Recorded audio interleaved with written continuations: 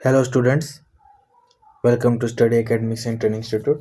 तो इसके पहले हमने एप्टीट्यूड के प्रैक्टिस क्वेश्चन किए हैं जिसमें हम लोगों ने 15 क्वेश्चन कंप्लीट कर लिए हैं। तो आज हम उसके आगे करेंगे। इसमें हमारे जो हैं, क्या बोला जाए आपका, हम लोग मिक्स्ड टाइप के क्वेश्चंस करते हैं, ठीक है। जो कि हर संडे को मैं क्लास लेने की कोशिश करता हूँ, जिसमें अलग अलग टाइप के हम लोग क्लासेस में करते हैं, ठीक है। तो इसी तरीके से हम करते हुए आगे बढ़ते हैं और आज हम लोग अपने 16th क्वेश्चन नंबर पे पहुंचे हुए हैं, जिसका क्वेश्चन है, क्या बोल रहा है, a man walks to a view point. कोई एक व्यू पॉइंट है and returns to starting point by his car maintaining constant speed. मतलब एक व्यू पॉइंट गया है, कोई एक पर्सन है, ठीक है। उसके बाद वो वहाँ से वापस आता है, यानी अपने जगह पे बाय हिज कार। तो क्या करता है, वो मेंटेन करता है क्या चीज़, कांस्टेंट स्पीड को मेंटेन करता है। दस टेक्स अ टोटल टाइम, तो वो लेता है 9 आवर 15 मिनट्स, ठीक है। He would have gain 2 hours. देखो, वॉक करके जाता है और एक क्या है, ड्राइव करके जाता है अपना स्पीड मेंटेन करने में, तो उसको 9 आवर 15 मिनट लगे। लेकिन अगर वो दोनों तरफ कार से जाता है, he would have gain 2 hours bye driving both ways. मतलब अगर वो दोनों तरफ कार चला के जाता है तो दो घंटा वो गेन कर लेता है या बचा लेता है, बोलिए। How long it would have taken for him to walk both with same walking speed. मतलब अगर वो सिर्फ वॉकिंग करे ना कि ड्राइविंग, तो दोनों तरफ, तो उसका क्या टाइम होगा, ये हम लोगों को बताना है उस पर्सन का। मतलब क्वेश्चन, एक व्यू पॉइंट जाता है, एक आदमी है, ठीक है। वे कुछ दूरी वॉक करके जाता है, कुछ दूरी कार से जाता है, ठीक है। या व्यू पॉइंट तक वॉक करके गया और वहां से वो क्या बोलते हैं, कार से आया कोई कांस्टेंट स्पीड में, तो उसको 9 घंटे 15 मिनट लगे, ठीक है। लेकिन अगर वो दोनों तरफ गाड़ी चला के जाता है तो वो 2 घंटे बचा लेता है, ठीक है। 2 घंटे बचा लिया उसने। तो बोल रहा है अगर वो बोथ वे सिर्फ और सिर्फ वॉक करके जाए, ठीक है, तो कितना टाइम लगेगा, क्वेश्चन हम लोगों को ये पूछ रहा है। तो चलिए सॉल्यूशन करते हैं। सॉल्यूशन लंबा चौड़ा हम लोग इसमें नहीं करेंगे, इसमें हम लोगों को टाइम बचाना है। तो सबसे पहले टोटल टाइम उसको कितना लगा जब वो बोथ वे, मतलब क्या हो रहा है, एक तरफ वो वॉक करके जा रहा है प्लस ड्राइव करके वो वापस आ रहा है। इसको मैं ले लूँगा 9 आवर्स 15 मिनट्स। और मैं इसको जब कन्वर्ट करता हूँ 9 आवर 15 मिनट को, तो 15 मिनट को मैं आवर में कन्वर्ट करूँगा तो 50/160, तो ये 1/4 दैट इज 0.25। तो मैं इसको ले लूँगा 9.25 आवर्स। मैंने सब चीज़ों को आवर्स में कन्वर्ट कर लिया, ओके। उसके बाद तो इसको मैं वॉक प्लस ड्राइव लिख लूँगा, दैट इज माई इक्वेशन 1, ठीक है। अब वो क्या बोल रहा है, अगर दोनों तरफ सिर्फ वो ड्राइव कर रहा है, ठीक है, तो दोनों तरफ अगर वो सिर्फ ड्राइव कर रहा है तो वो 2 घंटे बचा रहा है। मतलब वॉक प्लस ड्राइव माइनस वो दोनों तरफ ड्राइव कर रहा है, तो वो 2 आवर बचा रहा है। तो ये हो गया walk plus drive is equal to 2, that is my equation number 2। तो ये हो गया मेरा इक्वेशन नंबर 1 और ये हो गया मेरा इक्वेशन नंबर 2। दोनों तरफ से आ गया। अब इन दोनों इक्वेशन को सॉल्व कर दूंगा। तो कैसे, walk plus drive is equal to 9.25 and walk plus drive is equal to 2 hours, ठीक है। तो ये हो गया मेरा इक्वेशन। जब मैंने दोनों इक्वेशन को ऐड करना है, no no no no no, यहाँ पर से मिस्टेक हुआ छोटा सा। चलिए ठीक है, इसको इरेज कर लेते हैं। हाँ, यहाँ से क्या मिस्टेक हुआ, जब मैंने वॉक प्लस ड्राइव, ठीक है, अब उसको दोनों बोथ वे ड्राइव में से माइनस किया तो वो 2 आवर्स उसने गेन किया। लेकिन यहाँ पे देखिए माइनस, तो walk minus drive is equal to 2, that is my equation number 2।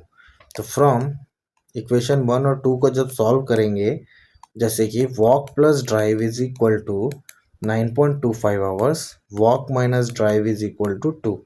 इस दोनों को हम लोग ऐड कर देंगे तो 2 walk, W walk, drive drive cancel, यानी 0 एंड 9 + 2 11.25 क्या हो गया, आवर्स हो गया, ठीक है।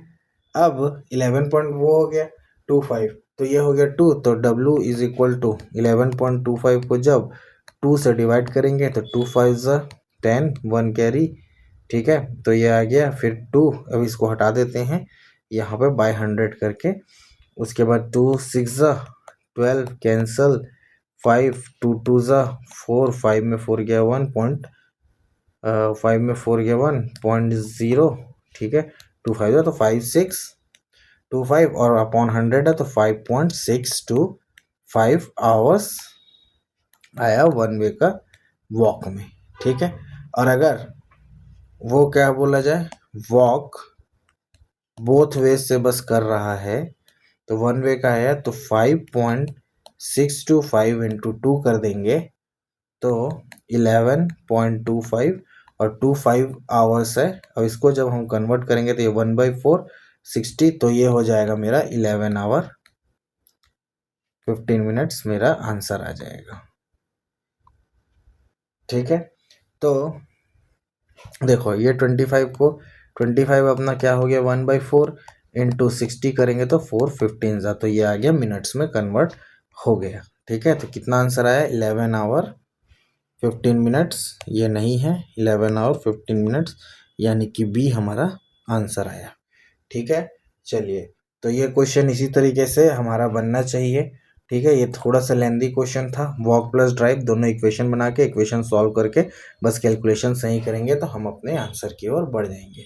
चलिए, हमारा नेक्स्ट क्वेश्चन है, क्या बोल रहा है हमारा next question, find the simple interest in closest integral, find the simple interest in closest integral rupees on 3000 at 8% per annum, ठीक है। तो 3000 एट 8%, तो सिंपल इंटरेस्ट निकालना है पर एनम के हिसाब से, रेट ऑफ इंटरेस्ट क्या क्या पीरियड में 2024 से लेके 24 अप्रैल 2024। अच्छा, क्वेश्चन में ना एक चीज़ मिसिंग हो गया है, यहाँ पे आएगा कहाँ से, फ्रॉम 23 फरवरी से टू 24 अप्रैल 2024, इसमें हम लोग को सिंपल इंटरेस्ट निकालना है। तो सबसे पहले सिंपल इंटरेस्ट का फॉर्मूला, और आपको टॉपिक तो समझ में आ गया, ये सिंपल इंटरेस्ट का है, P into r into t upon 100, ये अपना फॉर्मूला होता है, ठीक है। ये गया स्क्वायर के अंदर, ठीक है। चलिए, अब हम यहाँ से अपना सॉल्यूशन करते हैं। तो सॉल्यूशन में क्या है, देखो ये सब लिखने की ज़रूरत नहीं है, सिर्फ मैं समझाने के लिए। P अपना 3000, रेट ऑफ इंटरेस्ट 8%, ठीक है। और टाइम अभी मैं कैलकुलेट करूँगा, कहाँ से, टाइम पीरियड 23 फरवरी 2024 से 24 अप्रैल 2024 तक, ठीक है। तो कैलकुलेट करना है, तो सबसे पहले हम लोग देखेंगे 23 फेब से कहाँ तक, 29 फेब तक, कितना दिन हुआ, 6 डेज। इसको याद रखिए, यहाँ से हम टाइम निकाल रहे हैं, ओके। 29 फाइव, क्योंकि 2024 हम लोगों का लीप ईयर है। उसके बाद मार्च कितने महीने का, कितने दिन का होता है, तो 31 डेज का। एंड लास्ट मार्च हो गया। अब अप्रैल 24 से, मतलब 1 अप्रैल से लेके 24 अप्रैल तक कितना दिन होगा, दैट इज 24 डेज। अब सारे डेज को ऐड कर देंगे तो टोटल डेज जब हमने ऐड किया तो कितना आया, सबसे पहले 6 डेज प्लस 31 डेज प्लस 24, तो 6 4 30 61 डेज हमारा ये आया। अब 61 डेज आ गया तो उसको ईयर में कन्वर्ट करना है, तो ईयर में कन्वर्ट करने के लिए मैं क्या करूँगा, 61/366। अब 366 क्यों लिया, क्योंकि ये 2024 हमारा लीप ईयर है। तो जब मैंने इसको सॉल्व किया, ठीक है, तो ये आ जाएगा 61 इंटू 6 1 ज़ा 6, 6 या 36, तो 61 ये आ गया 1/6, ठीक है। तो अपना टाइम आ गया 1/6, ये आ गया अपना टाइम। बस कुछ नहीं करना है, अब इसे फॉर्मूला में पुट करिए। सिंपल इंटरेस्ट का formula P into r into t upon 100। P अपने को 3000 दिया है, ये देखिए ऊपर में मैंने लिख भी दिया था। रेट मेरे को दिया है 8%, एंड टाइम मेरा हो गया 1/6/100। ये से ये कैंसिल हो गया, 6 1 जा 6 5 जा 30, 5 8 जा, तो सिंपल इंटरेस्ट आया अपना 40। ठीक है, तो जो कि है अपना ऑप्शन ए नहीं है, बी नहीं है, सी है अपना ऑप्शन। तो ये अपना आंसर हो गया सी 40। ठीक है, चलिए यहाँ तक भी क्वेश्चन हमारा कंप्लीट। अब हम लोग चलेंगे अपना नेक्स्ट क्वेश्चन की ओर, जो कि है एक मिल्कमैन है। A milkman has 60 litres, a milkman has 80 litre milk in one container. ठीक है, ये कंटेनर है, ये कंटेनर। तो मिल्कमैन के पास है 80 लीटर मिल्क, एक कंटेनर में 80 लीटर मिल्क है, और एंड 68 लीटर, तो और दूसरे कंटेनर में 68 लीटर मिल्क है। Find the maximum capacity of container. तो कंटेनर का find the maximum capacity of container which can measure milk of either container exact number of times. ठीक है, तो क्वेश्चन बोल रहा है कि मैक्सिमम कैपेसिटी निकालना है कंटेनर का, जो क्या करे, मिल्क को मेजर करे either container exact number of, तो एग्जैक्ट नंबर ऑफ टाइम में कंटेनर को जो क्या कर सके, मेजर कर सके। ठीक है, तो सबसे पहले फर्स्ट कंटेनर में जो मेरा मिल्क है वो कितना है, फर्स्ट कंटेनर में 80 लीटर्स। सेकंड कंटेनर में मेरा कितना मिल्क है, लिख लीजिए 68 लीटर्स। ठीक है, अब ये दोनों का हम लोग क्या करेंगे, HCF निकालेंगे, यानी HCF आपको पता होगा, हाईएस्ट कॉमन फैक्टर। तो 80 का जब हम निकालेंगे और 68 का, इसको डायरेक्ट निकालना भी सीखना है, बट मैं यहाँ निकालना सिखाता हूँ। 80 का हो जाएगा 240 ज़ा, 220 ज़ा, 210 ज़ा, 25 ज़ा एंड 5 1 ज़ा। तो 2 कितने बार है, 1 2 3 4, तो 2 का पावर 4। अब ये 2 का पावर 4 मैं कैसे लिखा हूँ, इसके पहले हम लोगों ने एक्सपोनेंट क्लास वगैरह की है, उसका मैंने डिटेल क्वेश्चन आंसर और कॉन्सेप्ट कराया है, उसको वहाँ से कर लीजिएगा, इंटू 5। ठीक है, वैसे ही हम लोग अब 68 का भी निकाल लेते हैं। तो 68 का हम लोग कैसे निकालते हैं, ये एक बार करा रहा हूँ मैं, हमेशा नहीं करूँगा। 2 3 जा 6, 2 4 जा 8, 2 17 जा, तो 2 का स्क्वायर इंटू 17, तो ये आ गया अपना हाईएस्ट कॉमन फैक्टर निकालने का। और इस दोनों का मिला के HCF आया, जो कि आया मेरा 2। और सबसे जो क्या आ जाएगा, लोएस्ट आएगा, लोएस्ट पावर, वो है अपना 2 का स्क्वायर। ठीक है, तो ये दोनों में लोएस्ट पावर क्या आया, 2। तो इसका जो है GCD यानी ग्रॉस कॉमन डिविजर जो आएगा, GCD वो है अपना 2 का स्क्वायर। ठीक है, ये दोनों में, तो ये 2 का स्क्वायर यानी 4, यही हमारा आंसर है 4 लीटर्स, जो कि इसका मिल्क मेजर करेगा। जो maximum capacity of container that can measure the milk either container exact time is 4 litres. तो हमारा आंसर आएगा ए 4 लीटर्स। ठीक है, ठीक है, चलिए इसको समझ गए होंगे, जो भी डाउट होगा वो पूछ लेना। ग्रॉस कॉमन डिवीजर या ग्रेटेस्ट कॉमन डिवीजर है। ठीक है, इसका मैं फुल फॉर्म में थोड़ा कंफ्यूजन हो रहा हूँ, लेकिन ग्रेटेस्ट कॉमन डिवीजर होगा। ठीक है, चलिए, तो वो है 2 स्क्वायर, और वो 2 स्क्वायर आया 4 लीटर्स, तो वो उतने टाइम एग्जैक्ट नंबर में क्या बोले, कंटेनर का जो मैक्सिमम कैपेसिटी है मिल्क का, वो हम लोगों को बता रहा है। ठीक है, चलिए नेक्स्ट क्वेश्चन की ओर बढ़ते हैं, जो कि है मेरा मीन मीडियन मोड वाले चैप्टर का। ठीक है, ठीक, तो वो है अपना वो है अपना, हाँ, तो क्वेश्चन बोल रहा है the mean marks of following the distribution is. तो मीन मार्क्स निकालना है, जो भी फॉलोइंग यहाँ पर डिस्ट्रीब्यूशन दिया है उसका। ठीक है, तो मार्क्स ऑफ 10 ये हमारा XI हो जाता है, और ये हो जाता है FI इंटू, नहीं सॉरी, ये हो जाता है अपना नंबर ऑफ स्टूडेंट्स FI। ठीक है, तो मीन निकालना है, तो सबसे पहले हम लिख लेते हैं जो मीन का फॉर्मूला होता है। तो फॉर्मूला क्या होता है मीन निकालने का, वो ये है कि mean is equal to sigma FI XI by sigma FI। ये लिख दिया, ठीक है, नहीं आ रहा समझ, छोड़ दीजिए। तो इसको क्या करना है, FI XI मतलब जो ये है, जैसे कि ये और ये, तो x1 f1 plus x2 f2 ऐसे करते करते xn fn तक होगा अपॉन इतना अपना छोड़ दीजिए। उसके बाद नीचे आ जाएगा ये fi का समेशन, मतलब f1 f2 f3 और f4 और जो सो ऑन जितना है।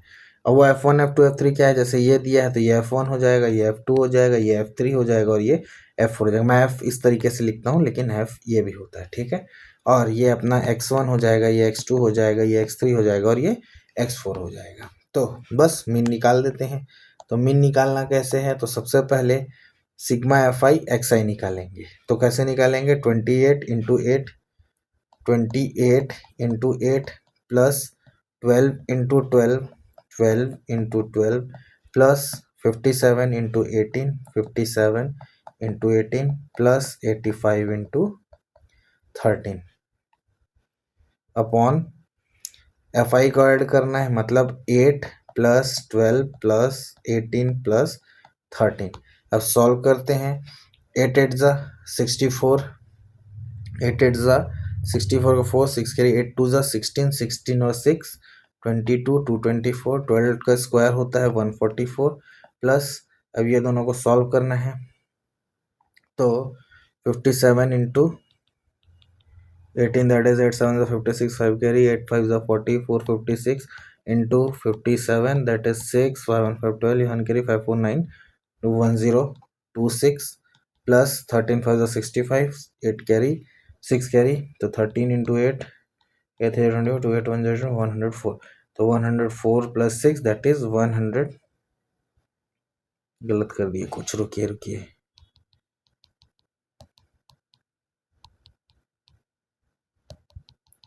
एक मिनट। तो 85 इंटू 13, तो 3 वाज 15, 1 कैरी 320 255 इंटू 85, तो ये आ जाएगा अपना 5 5 ऑफ 10, यहाँ 1 कैरी 8 8 और 2 10 1 11, अच्छा यही तो आ रहा था 105। ठीक है, यहाँ तक क्लियर। उसके बाद नीचे के चीज़ों को ऐड कर देते हैं। तो नीचे की चीज़ ऐड किया हमने, वो आएगा 8 प्लस 12 20, 20 और 8 38, 38 और 13 दैट इज 51। अब इसको